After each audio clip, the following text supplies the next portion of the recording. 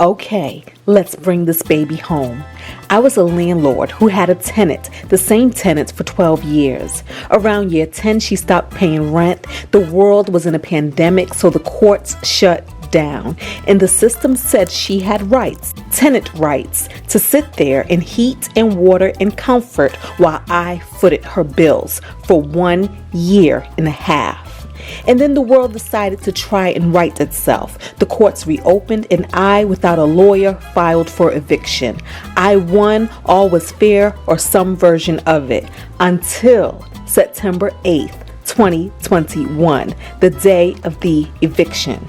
In short, my tenant mollywopped my ish. Her main weapon of choice, the damn water I was forced to keep on.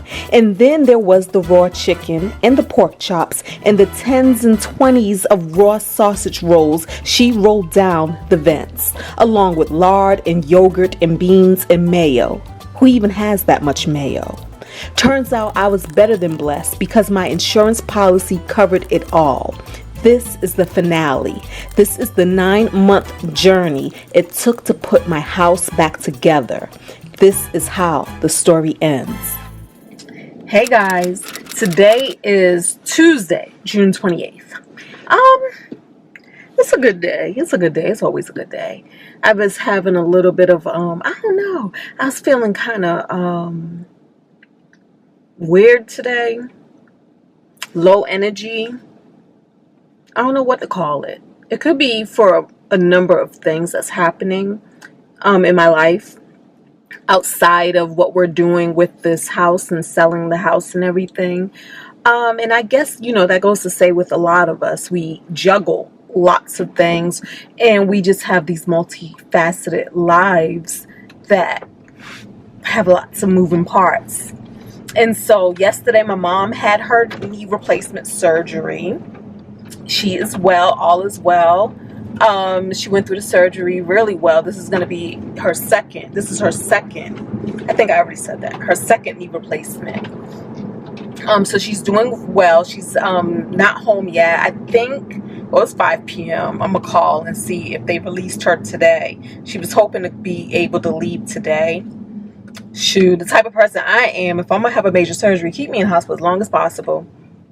Because I'm going to need all of the help. But she's doing well and she's doing good. She says she's doing better this time around than she even did her first time around. So that is pretty dope. My grandmother is in South Carolina right now because her friend, Mr. Nate, is transitioning. And so my sister was able to bring her down there this past weekend. And I hear that Mr. Nate, he is not able to get out of his bed anymore and he's not able to talk anymore. And so I think that they gave him a week.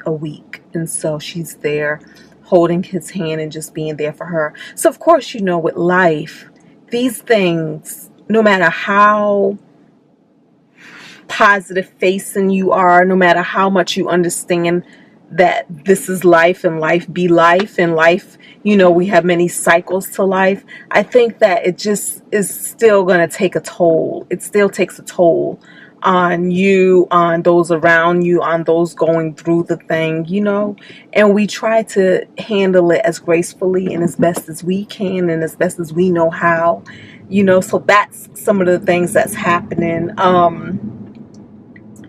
So today, y'all know, like last week, I met with the project manager at the house because there were some things that we were going over as far as the inspection report goes. One of the things that we discovered at the house was, for some reason, the cabinet to the Lazy Susan was broke. Have no idea why.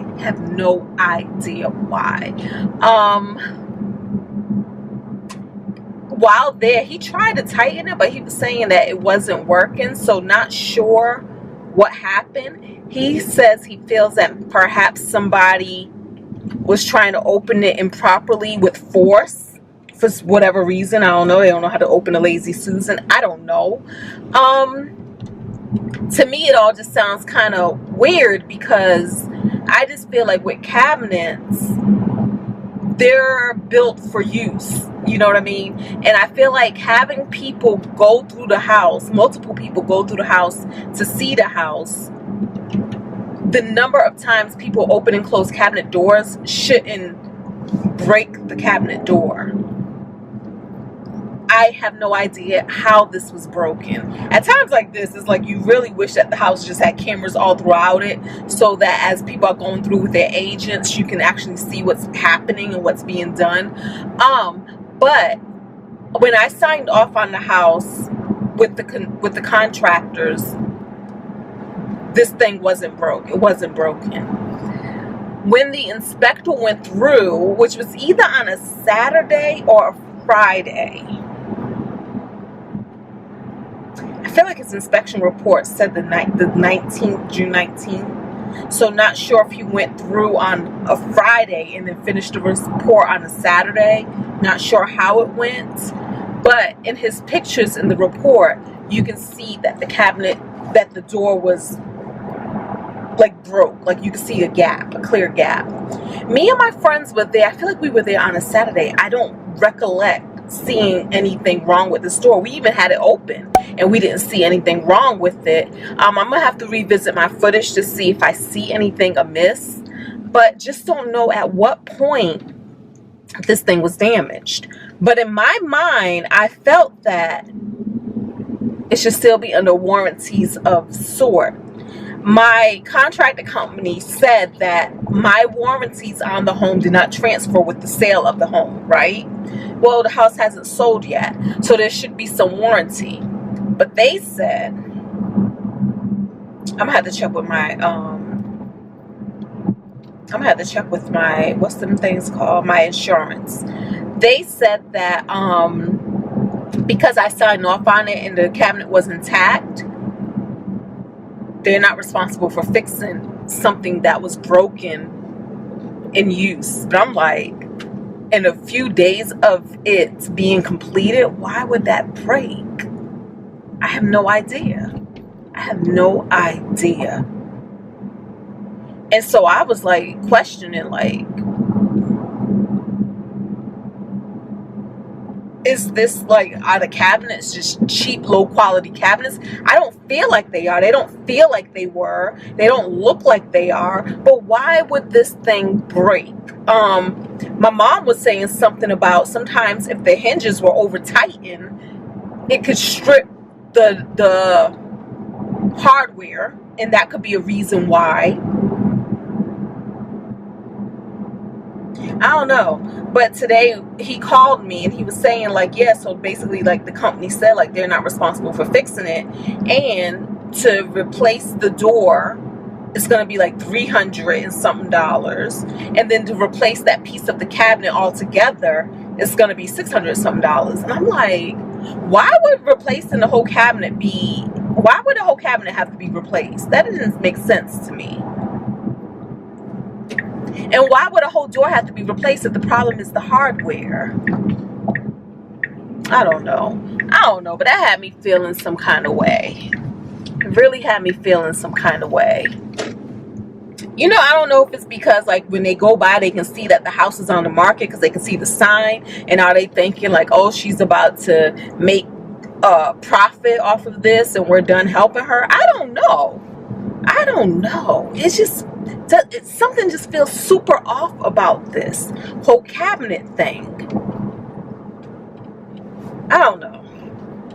But in good news, he did say that, because, you know, I brought up the smoke detectors.